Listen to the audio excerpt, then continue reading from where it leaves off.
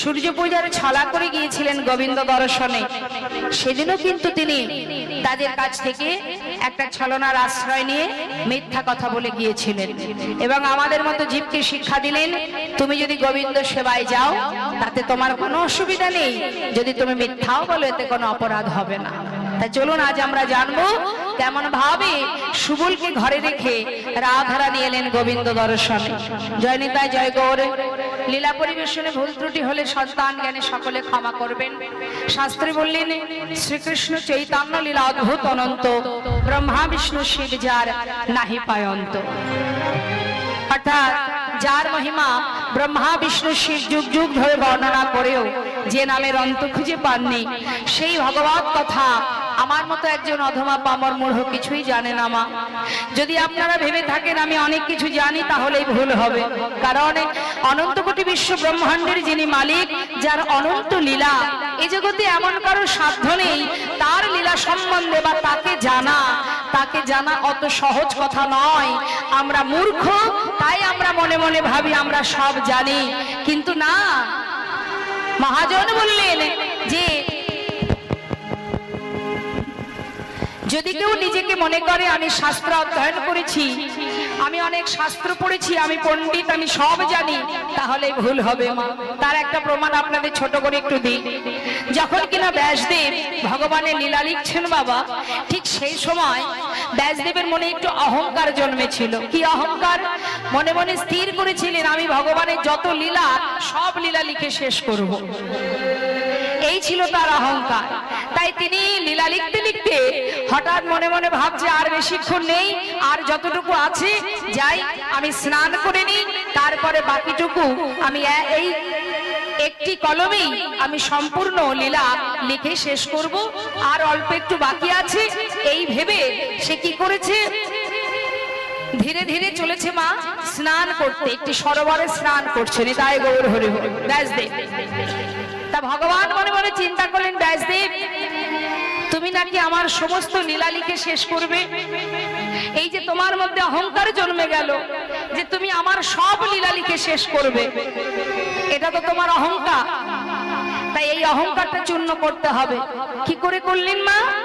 না, একটা পাখি, মানে ব্যাসদেব যেখানে স্নান করছে যে সরোবরের জলে, ঠিক সেই মানুষটার সামনে, মানে ব্যাসদেবের সামনে একটা ছোট্ট চড়ুই পাখি দেখেছেন তো নিশ্চয়ই, কেমন হয়? খুব ছোট ছোট তো মা।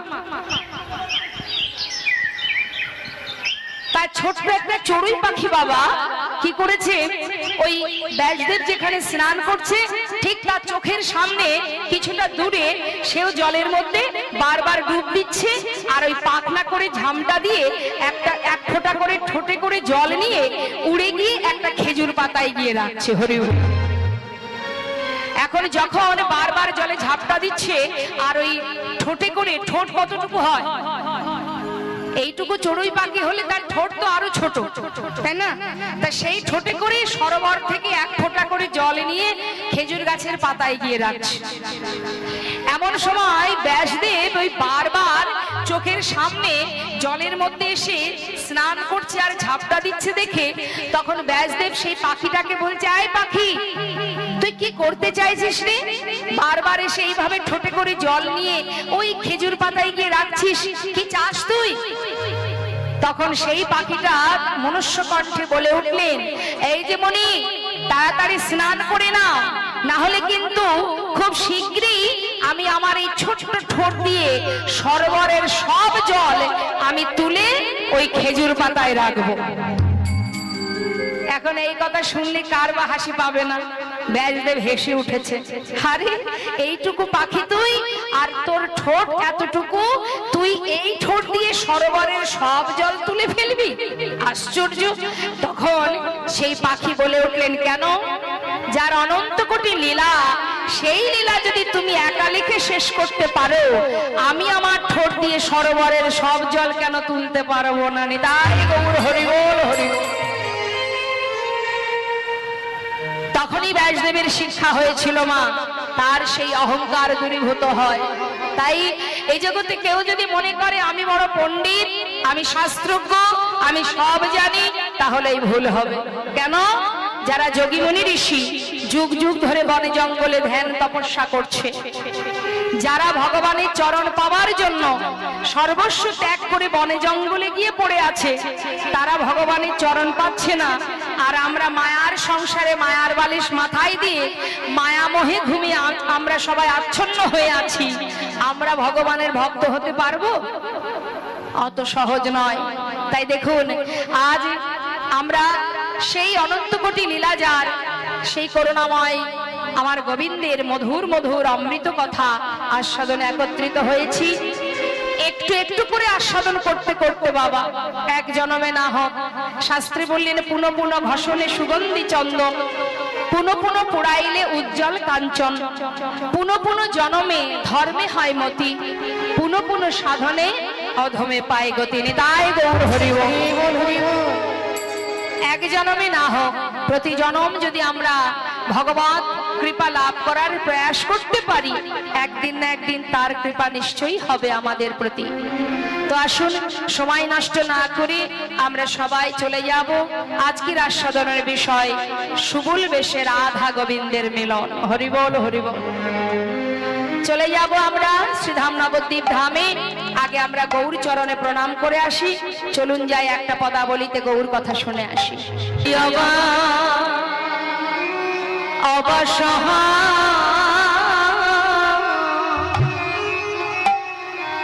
হইল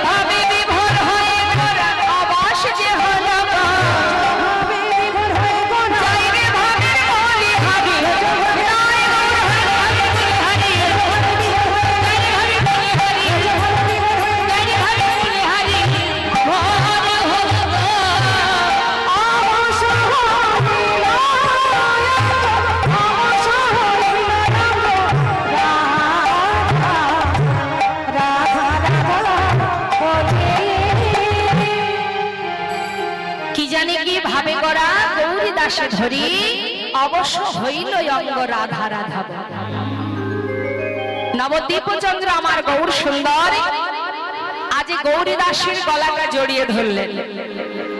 এই গৌরী দাসকে যে কিনা ছিল দাপর যুগে কৃষ্ণের মরম সখা শুভ, এই কলিযুগে সে হয়েছে গৌরী দাস পণ্ডিত। অম্বিকা কালনায় তার নিবাস। সেই অম্বিকা কালনায় গিয়ে আমার গৌর হরি গৌরী দাসের গলাটা জড়িয়ে ধরল। সে এক জনমে নয়, জনম জনম ভগবানের প্রিয় সখা।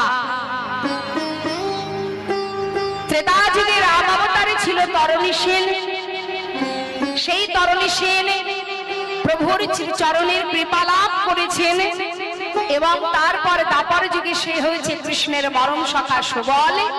আবার সেই সুবল এই কলিযুগে হলো গৌরীদাস। তাই যুগে যুগে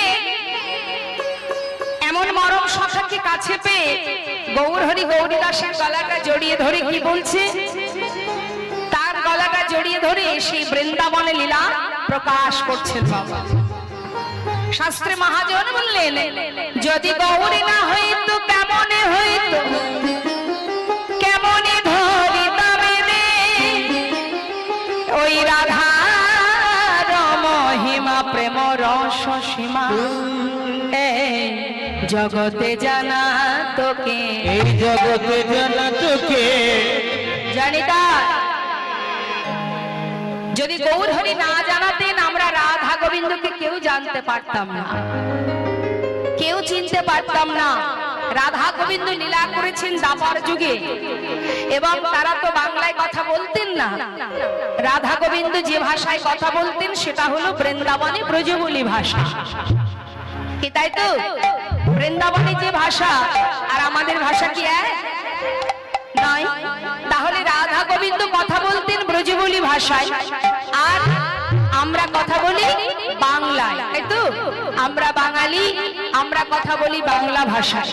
বলুন তো বাংলা ভাষায় কথা বলেন কে? কলির ভগবান কে? আমাদের ভগবান কে? গৌরহরি। তিনি যেমন বাঙালি মায়ের কোলে এসেছেন, আমরাও বাঙালি মায়ের কোলে এসেছি। তিনিও বাঙালি, আমরাও বাঙালি। তিনি বাংলায় কথা বলেন, আমরা বাংলায় কথা বলি, এটা আমাদের গর্ব। তাই তো বিদেশি ভক্ত যারা বাবা, তারা দেখবেন এই মায়াপুরে নবদ্বীপে এসে তারা বাংলা ভাষা শেখার জন্য খুব আগ্রহী হয়। কেন না, যে ভাষায় প্রভু কথা বলে সেই ভাষা যদি আমরা শিখতে পারি, আমরাও প্রভুর মতো করে আমরাও বাংলায় কথা বলবো। হরি বল। তাহলে এটা আমাদের গর্ব।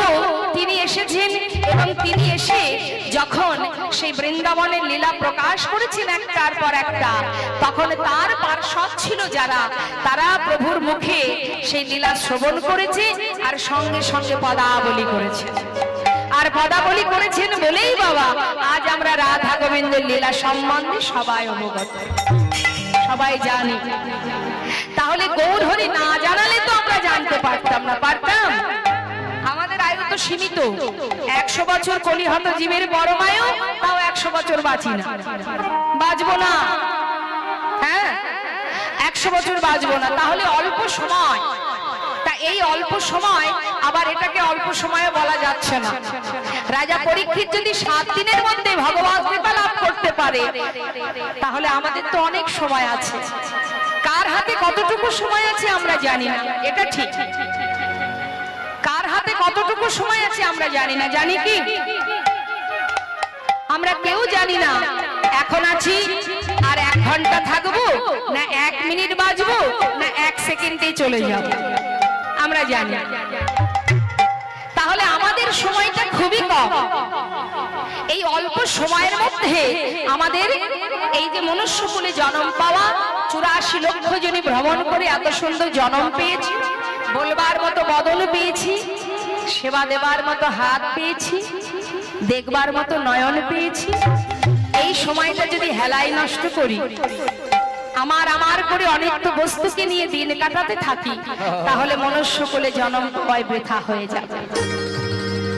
বিশ্বাস করতে হবে। নির্ভরশীল হতে গেলে একমাত্র তার উপরে নির্ভরশীল হও। ভরসা করলে তাকেই করো। এই জগতে তুমি যাকে ভরসা করবে না, সেই তোমাকে ছুঁড়ে ফেলে দেবে। যার প্রতি তুমি নির্ভরশীল হবে, সেই তোমাকে আঘাত করবে। কারণ তার প্রমাণ ওই বৃদ্ধাশ্রমে। একবার যেয়ে দেখুন, কত মা নয়নের জলে বুক ভাসিয়ে কাঁদছে। সেই মায়েরা কি সন্তানকে মানুষ করেনি? নিজে না খেয়ে সন্তানকে খাওয়ায়নি? নিজে না ঘুমিয়ে সন্তানকে ঘুম পড়ায়নি? মায়ের হাত ধরে তারা কি হাঁটতে শেখেনি? সবই করেছে, কিন্তু আজকে তাদের জায়গা বৃদ্ধাশ্রম। কাকে ভরসা করছো তুমি? সংসার জীবনে যাকে ভরসা করবে সে যখন তখন তোমার কাছ থেকে সরে যাবে, বদলে যাবে। এক জীবনে আমরা একবার পরীক্ষা করুন মা, এক জীবনে একটা মানুষ কবার বদলায়, কতবার বদলে যায় শুনুন। তাহলে আপনাদেরকে প্রমাণ দিই। একটা ছোট্ট শিশুর কাছে একটু মন দেবেন কথাগুলোর মধ্যে। একটা ছোট্ট বাচ্চার কাছে যদি আপনি 50,000 টাকা আর একটা দামি খেলনা রাখেন, সুন্দর একটি খেলনা রাখেন, বাচ্চা কোনটা আশ্রয় করবে মা? তাহলে বাচ্চা আশ্রয় করলো কি? খেলনা। সেই বয়সে সে আশ্রয় করলো খেলনা। আবার যখন সে একটু বড় হবে আবার কিন্তু তার আশ্রয় বদলে যাবে। একটু বড় হলে সে কি আশ্রয় করবে বাবা? আমরাই করেছি। কি করবে? বিদ্যা, লেখাপড়া। সারাদিন বই খাতা নিয়ে ছুটে বেড়াবে, তাই তো? মা বাবা বলবে শুধু পড়াশোনাটা কর, আর কিছু আমি চাই না। হরি বল। তাহলে সময়ের সাথে সাথে আশ্রয় বদলে গেল তো গেল। আবার সে যখন আরো বড় হবে, যখন বিবাহ হবে, ছেলে মেয়ে হবে, তখন সময়ের সাথে সাথে আবার কিন্তু তার আশ্রয় বদলে যাবে। তখন কিন্তু আর খেলনা নিয়ে বসে থাকবে না, থাকবে পরিস্থিতির সাথে সাথে, সময়ের সাথে সাথে আবার আশ্রয় বদলাবে। তখন সে আশ্রয় করবে টাকা। কোথায় পাবো টাকা? দেশে পাবো না বিদেশে যেতে হবে? পাগলের নেই ছুটে বেড়াবে টাকার পিছনে। তার মানে কি আশ্রয় বদলালো কিনা? সময়ের সাথে সাথে, পরিস্থিতির সাথে সাথে বদলে গেল সে। এক জীবনে 3 বার বদলালো সে। তাহলে বদলাচ্ছে কিনা দেখুন। আবার যখন সে বৃদ্ধ হবে বাবা, মনে করুন আর বেশি সময় নেই, হাতে লাঠি, খুঁড়িয়ে খুঁড়িয়ে কোন রকমে হাঁটতে পারে, চোখে দেখে না, কোন রকমে চলতে পারে, সময় প্রায় শেষ।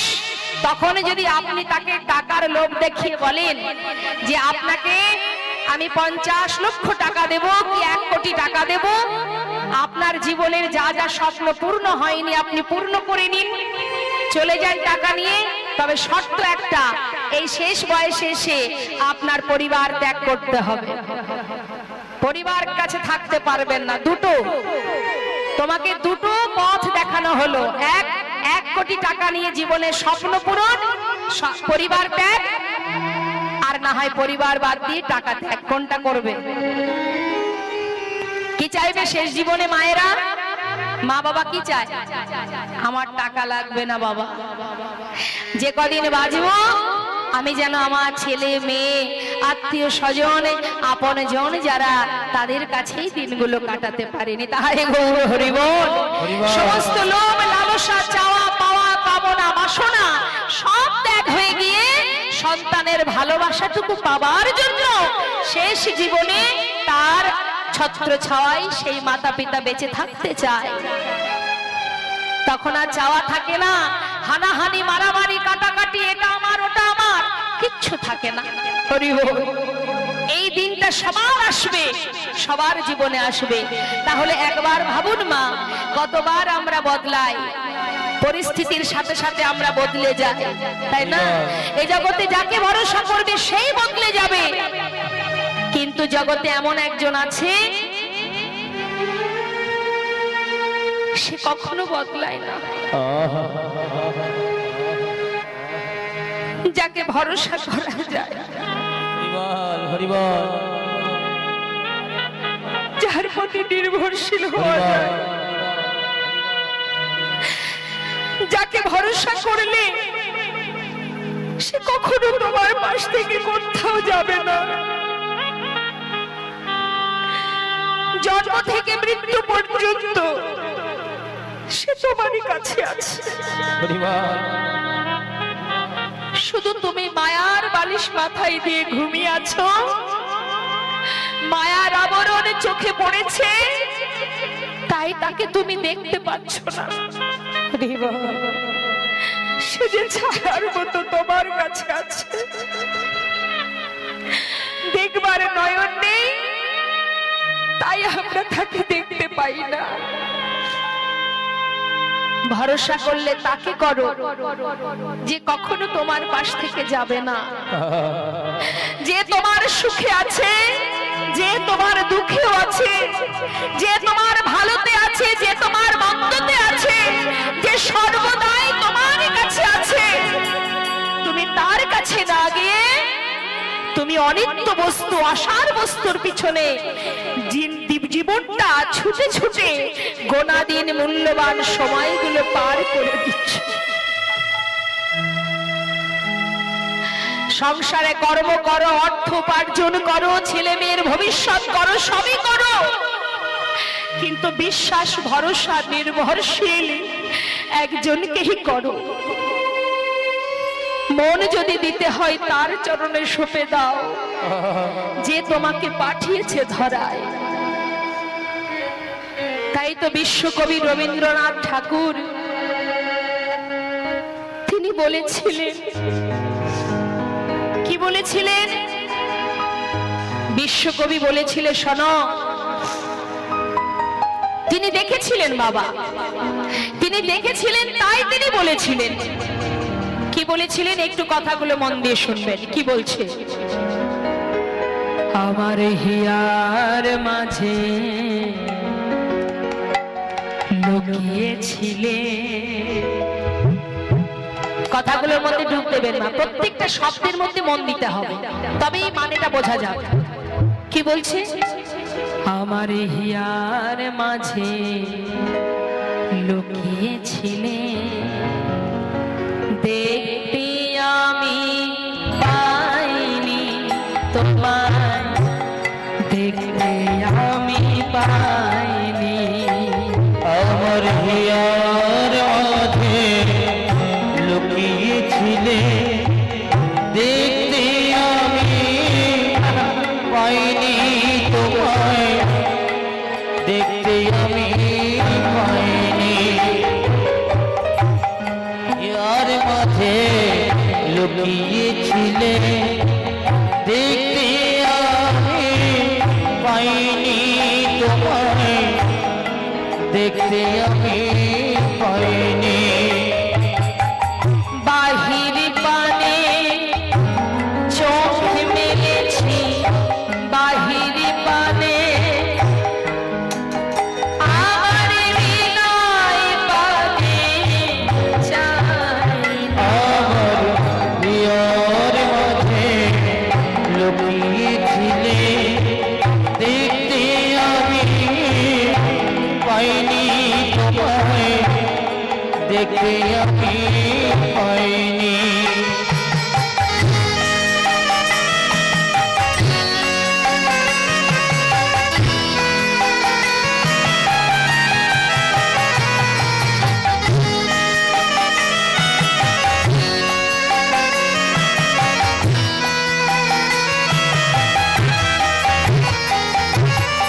আমার সকল ভালোবাসা, সকল আঘাত, সকল আশায়, আমার সকল ভালোবাসা, সকল আঘাত, সকল আশা, তুমি ছিলে আমার কাছে, তুমি ছিলে,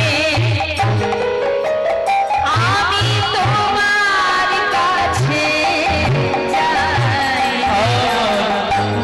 তাই বল হরি বল।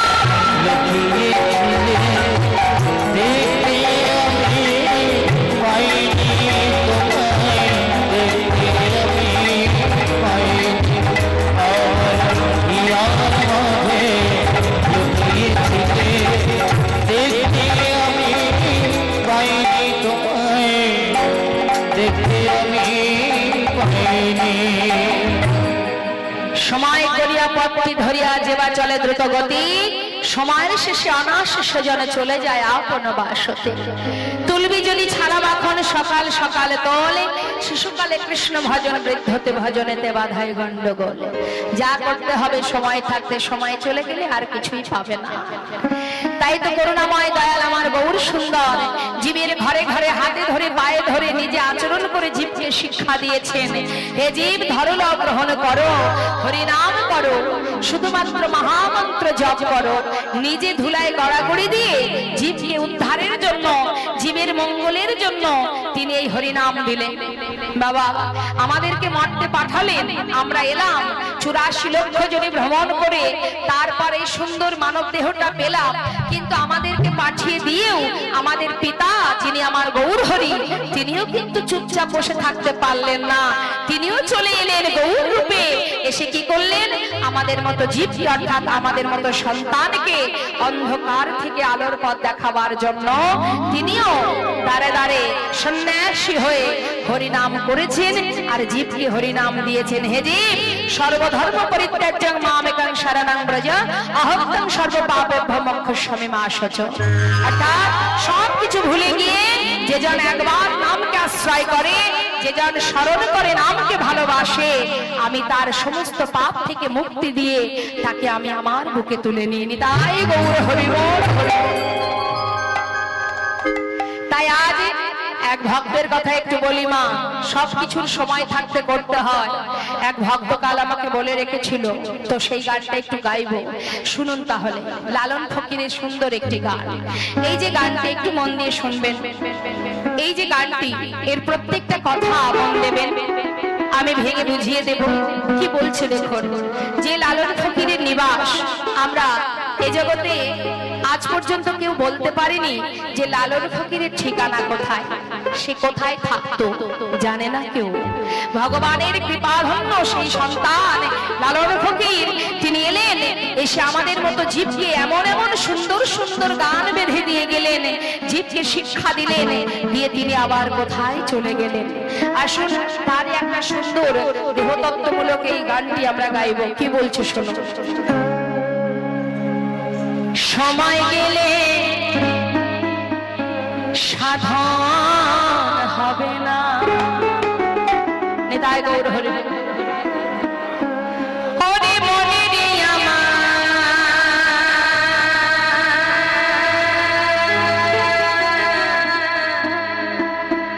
সময় গেলে সাধন হবে না।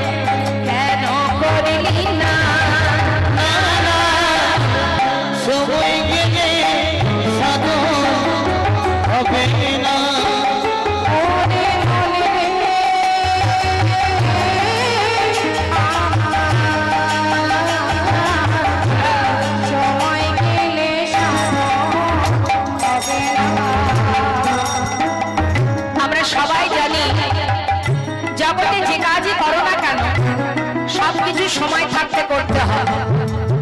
কোনো কিছু যদি আমরা অসময়ে করি, আমাদের এই চলার জীবনে যে কাজটা আমরা অসময়ে করব, সেটার কিন্তু সময় মতো ফল পাবো না।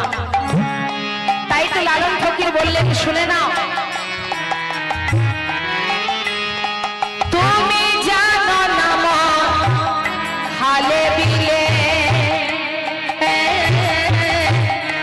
থাকে নামি জল শুকালে। তুমি জানো না মন ওই খালে বিলে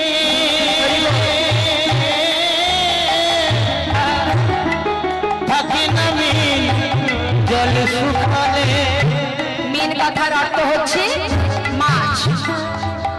মাছ কোথায় থাকে মা? জলে।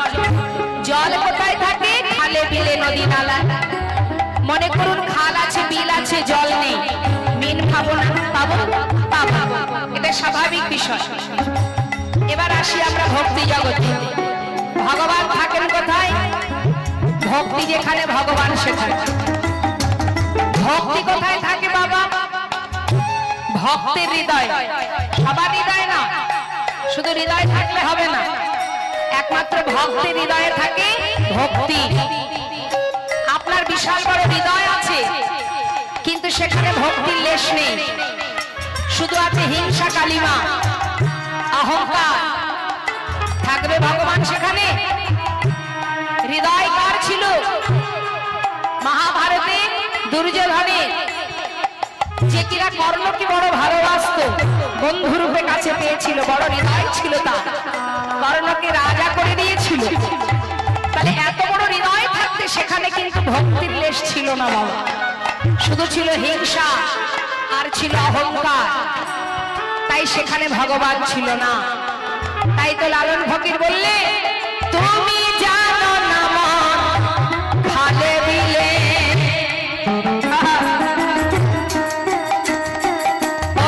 থাকে নামি জল শুকালে, জানো না খালে বিলে, থাকে নামি জল শুকালে, কি হবে তাতে?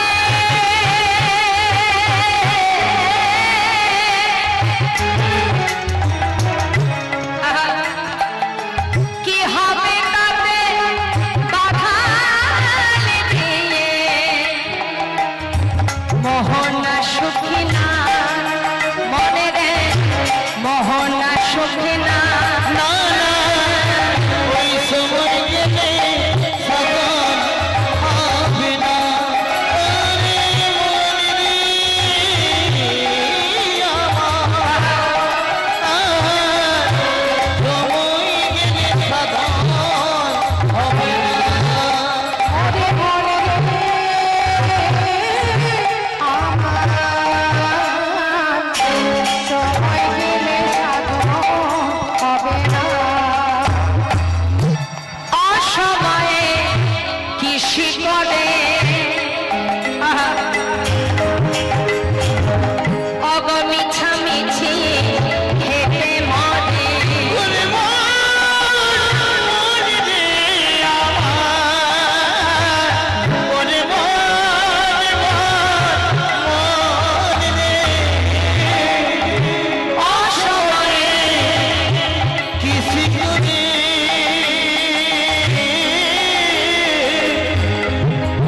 না মিছামিছি খেতে মরে। আবার বললেন, আমেরিকা, সময় মতো যদি জমিতে বীজ রোপণ না করি, সঠিক সময়ে সঠিক ফলটা পাওয়া যায় না। যদি অসময়ে বীজ রোপণ করা হয়, তাহলে কি হবে? আমরা ভগবানকে কখন ডাকি বলুন তো? যখন আমাদের স্বার্থে একটু অভাব পড়ে যায়, যখন আমাদের কোনো কিছু ঘাটতি থেকে যায়।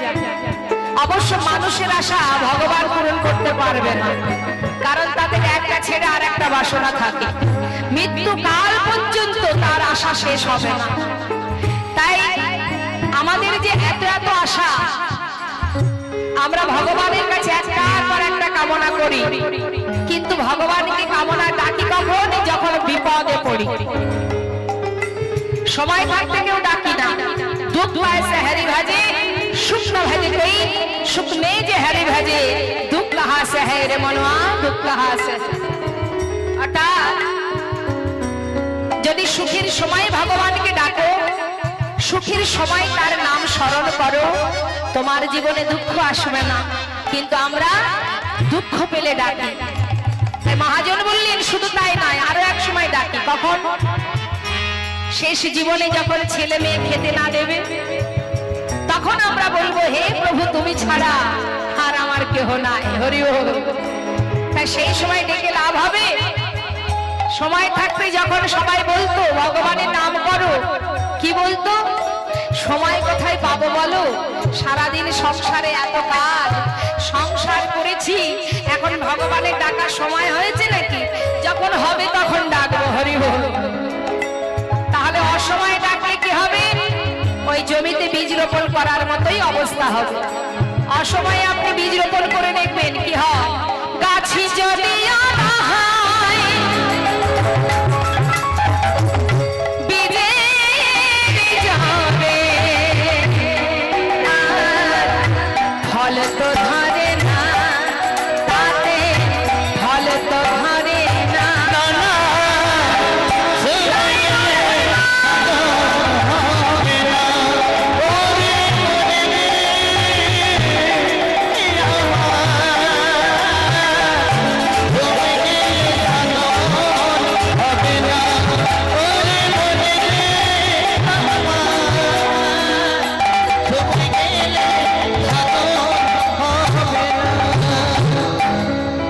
তাহলে আমাদের সময় নষ্ট করা যাবে না, সময় থাকতে থাকতে তার নাম স্মরণ করতে হবে। বলা যায় এখন আছি, একটু পরে নাও থাকতে পারি, তাই তো মা? হ্যাঁ, সময় গেলে আর পাবো না। তাই তো আমার গৌর হরি বললেন, আজ এই গদাধর গৌরী দাসের গলাটা জড়িয়ে ধরে বলছে, গৌরী দাস তুমি বলো, একটিবার বলো, আমি রাধার কৃপা পাবো কেমন করে? রাধা রাধা বলে প্রভু আমার কাছে। রাধা নাম জপে গোরা পরম যতনে, ওই রাধা নামে জপে গোরা পরম যতনে। আজ সুরধ্বনির ধারা বহে অরুণ নয়নে, ওই সুরধনের ধারা বহে অরুণ নয়নে। তুমি হে পরম সখা পরম সুরে,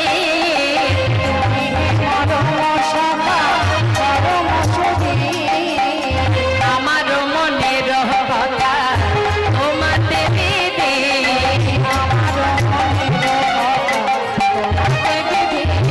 তুমি সকলে জানো, সকলে জানো, তুমি সকলি জানো ভাই, তুমি আমার মরম সখা, সকলে জানো ওই না তুমি আমার মরণ সখা, সকলি জানো ভাই। ওগো আমার মনের কথা তোমাতে দিদি। ও গো আমার মনের কথা তোমার বিহিত। রাধা রাধা বলি প্রেমে হইল বিকল, রাধারে আনিয়া এলে দেখারে সময়। ওমা গৌরী দাসকে এত সময় তুমি তুমি করছিল, হ্যাঁ, এবার যেই না জড়িয়ে ধরে বলেছে, ওরে সুবল একবার রাধাকে এনে দেখা। সুবল বলছে বেশ, এই অপেক্ষা। গৌরী দাস বলছে আমি এতক্ষণে অপেক্ষায় ছিলাম, কতক্ষণে তুই আমার সে বৃন্দাবনের নামটা ধরে ডাক দিবি নি। তাহাই গৌর হরি বল। এবার বুঝেছি, বল বল তুই কি বলতে চাচ্ছিস? বলে ভাই তুই তো আমার সেই মরম সখা সুবল, একবার রাধারানীকে এনে দেখা, রাধা বিরহ আমি সইতে পারছি না। তাই গৌর হরি বল। সুবল সখার বেশে গৌরী দাস পণ্ডিত বললেন, হ্যাঁ রে, এই যে ও প্রভু, যখন তখন তোমার রাধার কথা মনে পড়বে, তার কথা মনে পড়লে এই নবদ্বীপ ধামে তুমি তাকে কোথায় পাবে বলো? হ্যাঁ, তাকে পাওয়া কি সহজ কথা? গৌরীদাস বলছে, প্রভু গো, সেই বৃন্দাবনের কথা তোমার মনে পড়ে গেছে, সেই ভাব তুমি প্রকাশ করছো। লীলার পাশে দাঁড়িয়ে বৈষ্ণব মহাজন বলেন, দেখো দেখো কি বলছে মহাজন। এ রাধা মোহনে কহে প্রেমময়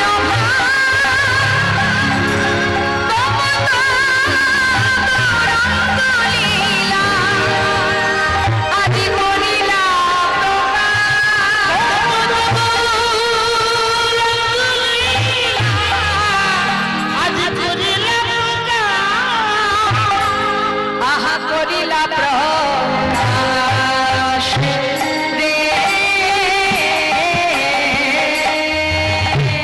মোহন কহে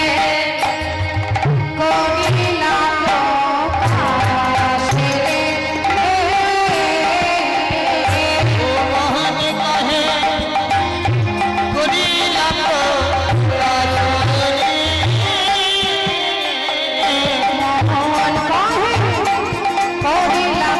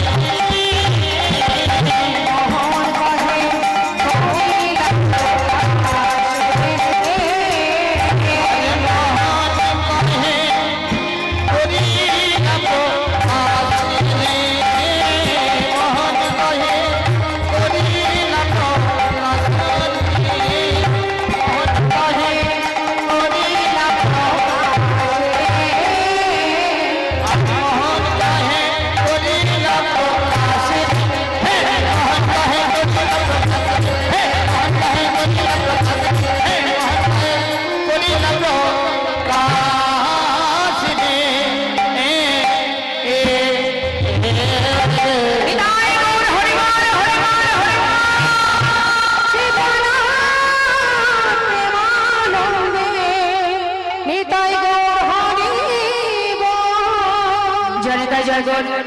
এত সময় আমরা সবাই মিলে গৌর কথার মধ্যে ছিলাম, এবার চলে যাব লীলা কথায়। তো আসুন সবাই মিলে একসঙ্গে আমার মধুময় সুধা বৃন্দাবনে যাব। বৃন্দাবনের একটি ভজন গাইতে গাইতে আমরা বৃন্দাবনে যাব। জয় নিতাই, জয় জয়।